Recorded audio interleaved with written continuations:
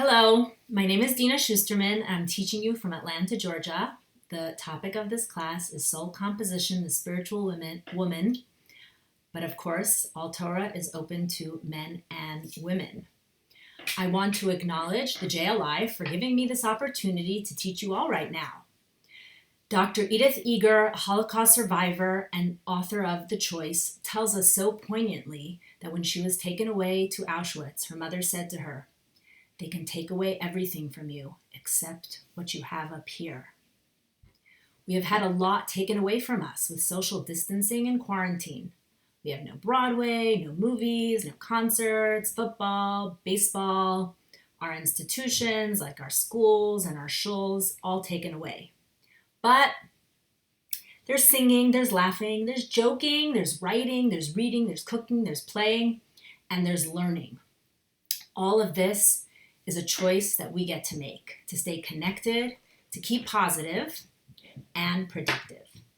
So thank you, JLI, for allowing me to spend my day focused on learning and teaching instead of the news.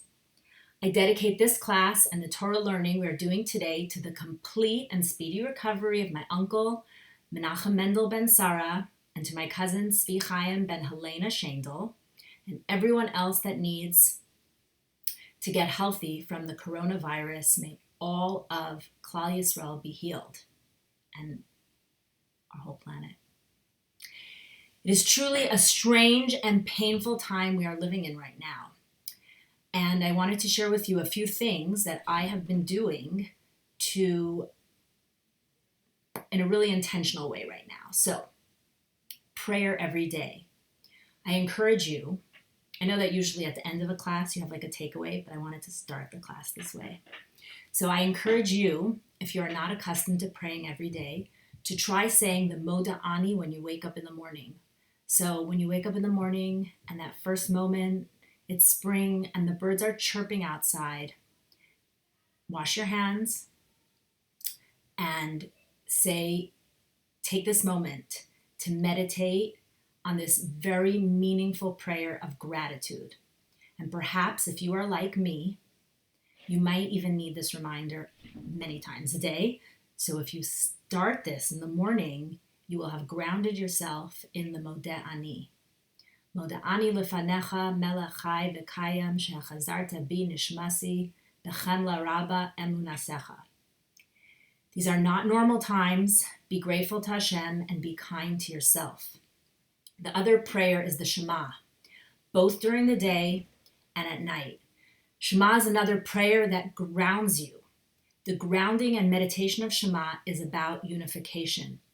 We are living through very fragmented times, so pulling from the essence of Shema makes us whole. It is the same God that has given you all the good is also handling the coronavirus. With the Shema, I acknowledge this. And through this statement, I access the trust and need for tranquility and calm right now. There are many fears, and often we need this recognition many times during the day, sometimes even minute to minute. So ground yourself in these prayers, if you will. And also another reminder that's really helpful for me is to remember that you cannot live in fear and in faith at the same time, because scientifically, you cannot be in two parts of your brain at the same time. In fear, you're in your lower region of your brain, down here. You're in fight or flight. And when you're in faith, you're in your highest region. You're in your prefrontal cortex, where reasoning and thought takes place. So whenever you find yourself slipping, take a moment. Take a deep breath. Take a drink of water. Say a bracha. Close your eyes. Drink the water. Do something to physically move yourself from that fear to that faith. The other thing, which is pretty obvious, and you guys could probably tell me more about this, is exercise. I've been taking the time to run or walk daily. In my city, this is still allowed. You have to follow the rules of your city and whatever the medical experts are saying, but take time outside. take a mental break. I mostly don't read the news. I don't open up every meme and video that comes my way. Be discerning. Perhaps set limits for yourself. Otherwise, you're like an addict waiting for the next fix, and these fixes are not great that are coming in from the news. And the last thing is we are here, like with blinders, so try to zoom out. Try to have perspective and context about what is happening right now. Try not to be singularly focused on the here and now at all times, because this is really suffocating. Try to think of happy times past and happy times to come. Try to think of the bigger picture, because we are resilient and we will pull through. So that brings us to what we're doing here right now, which is study. And I think Torah study is a great tool for perspective taking and zooming out. So let us begin this class. The spiritual woman focused on Miriam, timely for Passover and timely now because of her immense ability to have faith and trust. And most admirable to me, this faith and trust was with obvious and contagious joy. So just a little bit of background for what we're doing spiritually is that a basic tenet of Judaism and Hasidic's teaching is that our purpose on earth as humans and as Jews is to refine this world. This means that we live in it in the most physical sense, yet we are also partaking of the spiritual offerings of the world. We are not here waiting to go there. Here is where our journey is most meaningful. What does spiritual mean? So, a lot of you know what spiritual means, but just for fun, I looked up the definition online, and it says relating to or affecting the human spirit or soul as opposed to material or physical things. Now that's so interesting because in Jewish thought, spirituality relates to the soul, but it's very physical as well. When you walk through a Jewish home, the things that tell you it's Jewish are not about incense burning or auras aglow or energy crystals or chants of meditation. It's the very finite Chumash, prayer book, candles, very material, scroll for a mezuzah, the wine for the Kiddush cup, the Seder plate, the candelabra for Hanukkah. These are physical things. God did not make it easy for us to be spiritual. He didn't categorize it and make it very defined and separate.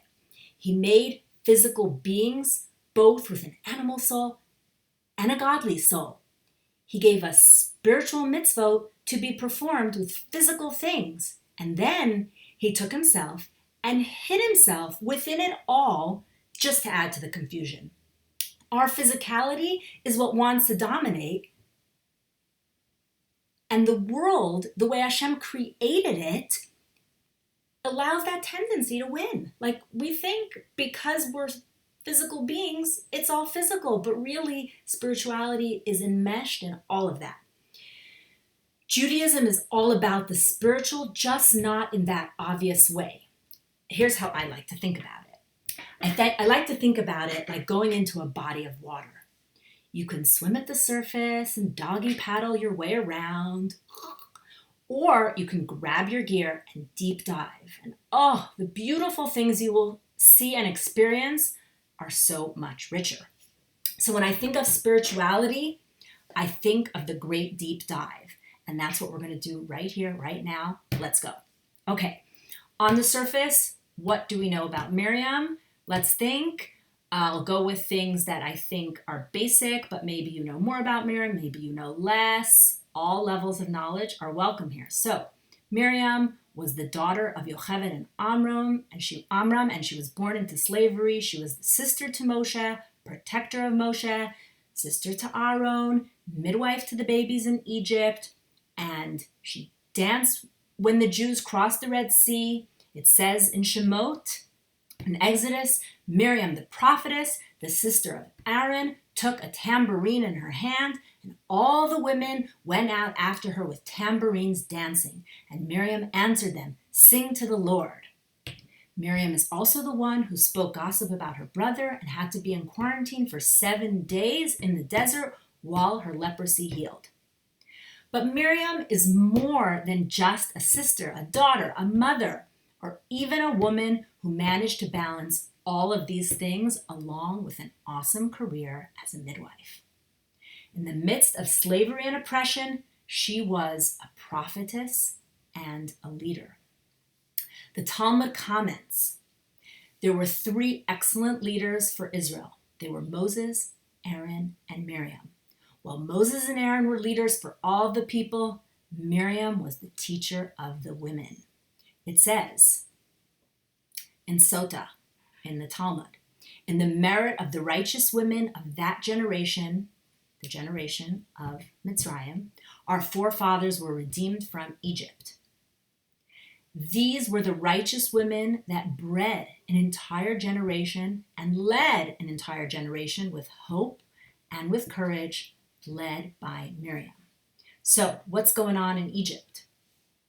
The physical labor is backbreaking. The moral toll is high. The family unit is shattered. Wives are separated from husbands because husbands are forced to remain at their work sites in faraway fields.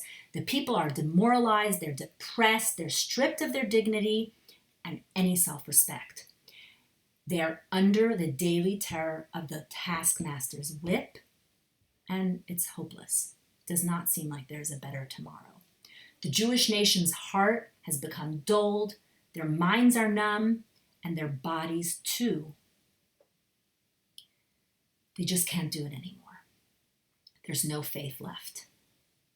But there's one part of this nation that doesn't fall prey to all of the unspeakable terror.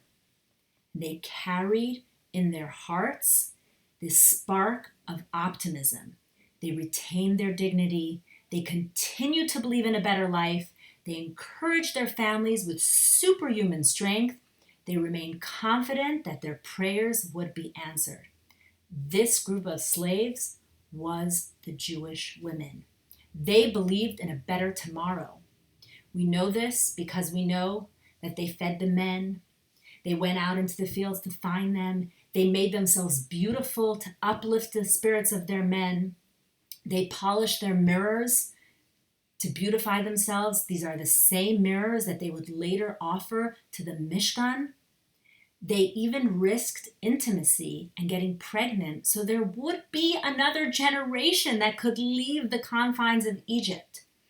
So where did Miriam get this ability to lead the women with courage? Where did they get this ability?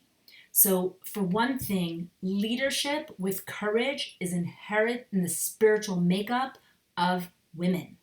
In the Talmud it says, greater is the confidence that the Holy One confided to the woman more than the men. As it says, and now the Talmud's going to quote Isaiah, O contented woman, rise up and hear my voice. O confident daughters, give ear to my speech.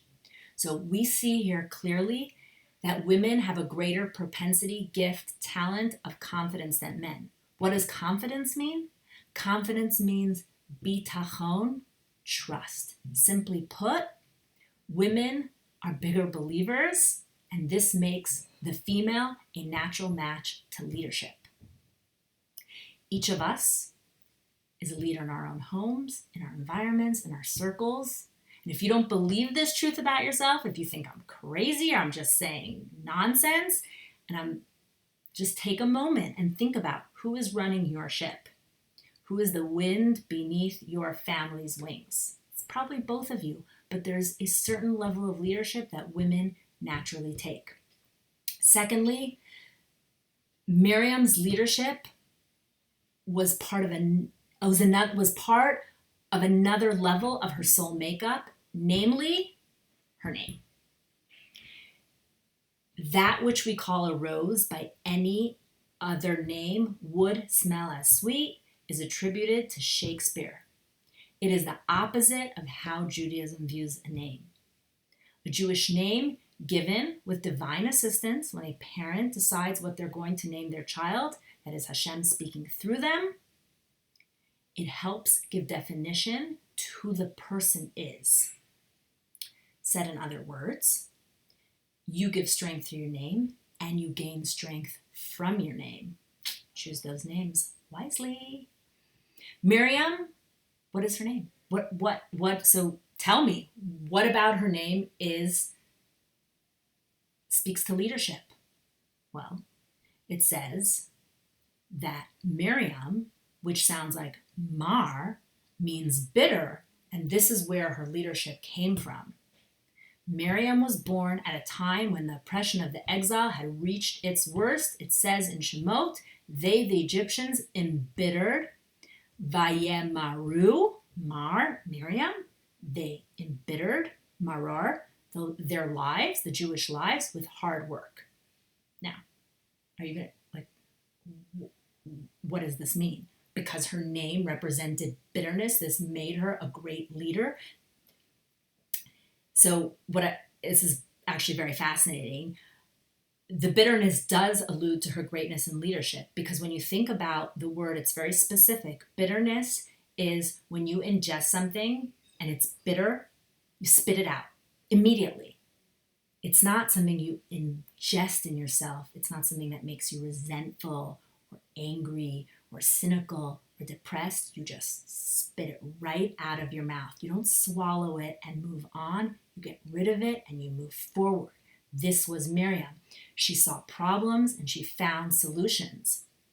She had this spirit of rebellion in her. That's what the bitterness caused her to do. Bitterness in her name, to me, mostly is about the greatest quality in a leader, and that is empathy. You must feel it in order to heal it. The Lubavitcher Rebbe is quoted as saying, perhaps you can say that the explanation of the words of the Medrash Shemot, this is Miriam named for bitterness, where you would think bitterness and redemption are opposites. The redemption occurred through this, that Miriam was sensitive and it literally bothered her, the bitterness of the exile. Everything about Miriam was a result of her essence as an empath. Speaking up, refusing the bitter taste, rebelling against the status quo was consistent with her leadership from a very young age. Miriam is the woman who spoke up. She spoke up to her father. She spoke up to Pharaoh. She's really a role model. Her leadership began to emerge when she was but 5, it says in the Mishnah. She convinced her father. What happened was her father was one of the elders of the Jewish community.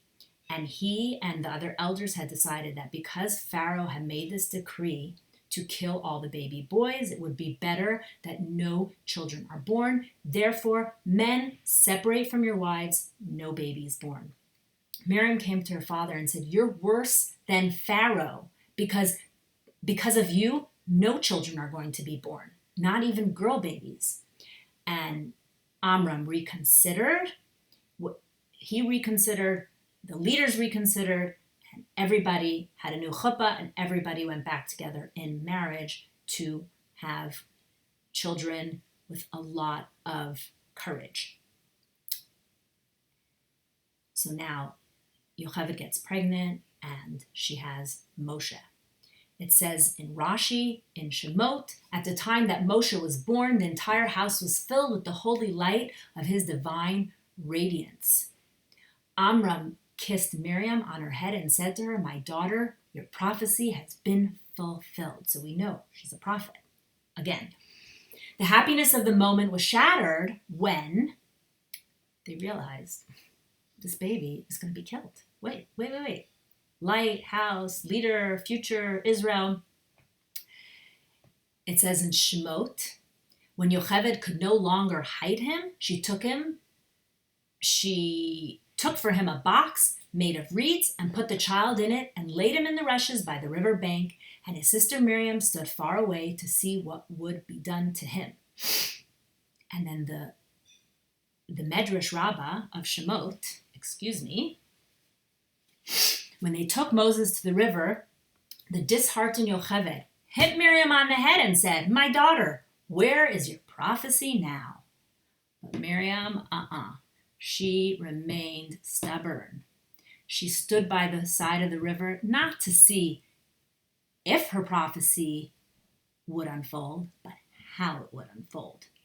She felt the pain and the bitterness of her baby brother being torn away from her family, but she did something about it. Because she was filled with the spirit of rebellion, she would not succumb to hopelessness. She risked her life for the future of the nation. This is Miriam. She encompassed the two qualities of feeling the intensity of pain while at the same time rebelling against that pain overpowering her. And she found within her that little tiny spark of faith and yearning, and she let it burn within her. According to the Medrash on Shemot, Miriam was called Pua for two reasons. One, because as a midwife with her mother, Shifra, Yocheved, Pua, I guess in Egypt, the way they said kuchiku was poo poo poo, and that's where her name Pua came from, because she would comfort and hold those babies and help them stop crying. And another reason alludes to an episode that the Medrash says. She revealed her face brazenly from the word Hophia, Pua, against Pharaoh, pronouncing, "Woe to this man when God avenges him." Pharaoh was infuriated with Miriam's statement and wanted to have her killed. But Yocheved pleaded, "Will you pay attention to her? She is but a child who doesn't realize to whom she is speaking or what she is saying." Well, little did Pharaoh know she was not just a child. Miriam was only 5 years old at this time, but despite her young age, Miriam stood up to the mightiest ruler on earth, rebuking him for his cruelty. Because this is Miriam. She is the mother of rebellion. That bitterness, it's not going to stay in her mouth. She's going to shake it right out. So rebelling against, now Rashi on this says about Miriam says, rebelling against the status quo, fighting against apathy and cruelty, bravely she and her mother disregarded Pharaoh's edict to murder the infant boys, even providing food and necessity for their survival. So she is literally helping these people, these babies, live, and she's doing it under the cover. So this is all about Miriam. But it also says that in the merit of the righteous women, the Jews left Egypt. Because what happened was, she was such an effective leader that they caught on to her bravery, her rebellion, and this brings us to the last part, which is the most contagious. In a time of contagion, I'm telling you what's more contagious, and that is joy. We know about her joy because it says so in the text, that the women, everybody sang songs as they danced with joy, but the women came prepared with tambourines. They never lost hope that the redemption would come. Where, excuse me, did they get this reserve of strength to do it with joy? Because you can get the stubbornness of rebellion, you can get the distaste for corruption and the value of human life, saving babies at all cost, but with joy, that's like an added layer. So extra, as my kids would say. Redemption is categorized. So where did they get this from? Redemption is categorized as coming with pangs of labor. In Hebrew, it's called chevle Moshiach. And that's our hint to understand. It is women that understand, they understand this intrinsically, that at the end of a dark and painful process comes the most beautiful gift. Knowing this is a part of our DNA. It's in our womb, it's in our physiology. Even if a woman never carries a baby, that subconscious knowledge of labor and joy, light at the end of the tunnel, is part of all female. It is part of her femininity. The men gave up. They could see no light at the end of the tunnel. God was schlepping Moshe with him. But Miriam and the women, they were all in. We know about this. We do so much helping, convincing, schlepping in our homes. I want to frame it positively. We help the members of our family eat healthier, sleep better. We help them choose good books to read. We help them get on exercise plans. We help navigate friendships and drama. So not to stress anyone out, but here's one more thing to add to that list is helping your family have positive thinking, helping your family with bitachon, with confidence and trust. So let me ask you, what is a better experience? You're planning a trip and you're going to go somewhere. And you're so excited, you plan every detail, you know where you're going to go, and you've looked up online the hotels. This has happened once, right? It's going to happen again. Don't worry. Right now, just close your eyes and imagine. So you're going on a trip. And then you come to your destination and it's better than you imagine. Even if it's as good as you imagine, you're so happy. The clothing you brought was good for the night weather. You brought the right sweaters and you brought the right sandals and you brought the right hiking shoes. Like it worked. What you planned for worked. And then there's someone else who goes on a trip. I don't know, their wife, someone plans on a trip and they're like, okay, I'll go. It doesn't sound so exciting. Maybe it's fun. They're schlepping along. They come, they're like, oh my God, this trip is awesome. You know what? I'm happy you brought me. Who has a better experience?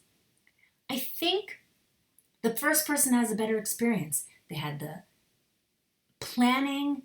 They were happy about it. They were excited. They had a positive outlook, and then it turned out good or just as good or better. This is the women. They had the bitachon that it would turn out good. They encouraged it. They stood up. They didn't accept the status quo. They came prepared with their tambourines. They went through the slavery, the labor pains. They had a goal in mind. So imagine their utter joyfulness when that actually happened. They accomplished it. They were dancing, so relieved, so joyful. The men were kind of dumbstruck. They were relieved for sure. They sang, but it wasn't the same. It was not a culmination of everything they prayed for, and it was not better than they imagined. So it was then, and so it will be with the final redemption. This year, we are all quarantined, just as the ancient Jews were before Seder night. This year, we are all universally eating the bitter herbs, apart, together. This year, when we say Helach Ma'anya, we ask at the beginning of the Seder, anyone who would like to take part in our bread of affliction, fret not. Everyone universally is eating that bread of affliction with us, apart, together. So may it be, because according to our mystics, the bread of affliction becomes bread of hope, which becomes the bread of healing. May we all be healed. May our planet be healed. May it be the merit of our faith and joy that this be the birth pangs for the final redemption, women, men, children, all of humanity, hoping and praying, ready together. We have nothing to distract us, so bring it on. I want to end with one story about apart, together. It was the end of World War II in 1945. And although Germany had not yet officially surrendered, much of Eastern Europe was already liberated by the Russian army. And there was one Rebbe, his name was Rebbe Elazar Zusha Portugal. He was the Skulener Rebbe, and he was from a small town in Romania. And at this point, at the end of World War II, he found himself, along with many other survivors, in a displaced persons camp in the Russian-governed town of Chernowitz.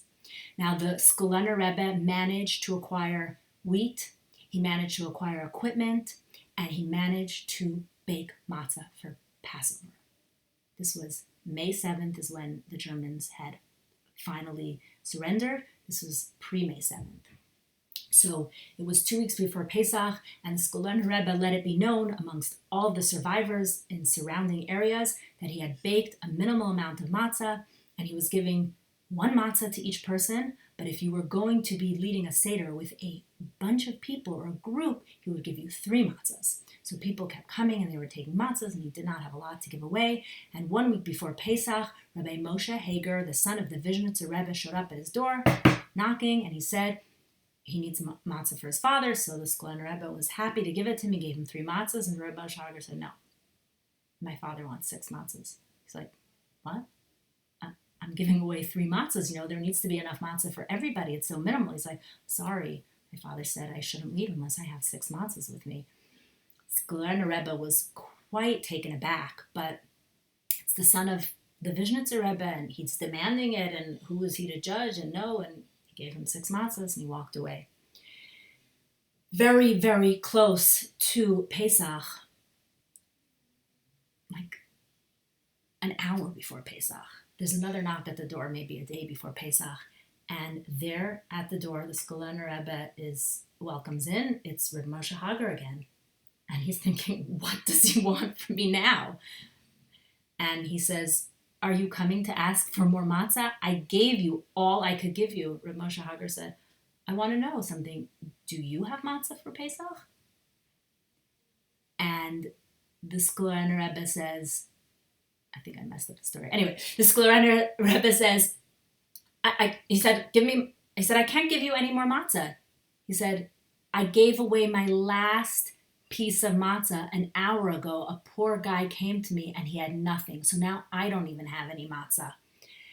And Reb Moshe Hager took out of his bag 3 matzahs and he said, this is why my father asked for 6 matzahs, because he knew you would give away every last matzah and not have matzah for yourself and your family and your community.